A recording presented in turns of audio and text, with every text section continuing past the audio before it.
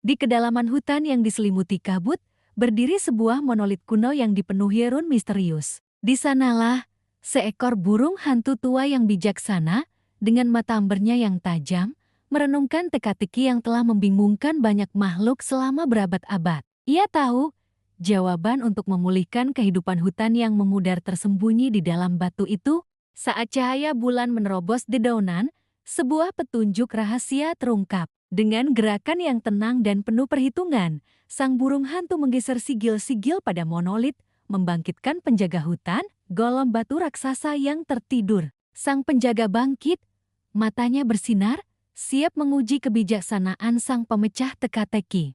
Menghadapi tantangan 3 langkah, burung hantu itu menggunakan kecerdasannya yang luar biasa. Ia menyelaraskan pola rune dengan konstelasi bintang di langit, membaca arah angin yang berbisik di antara pepohonan, dan menafsirkan gema yang terpantul dari lembah.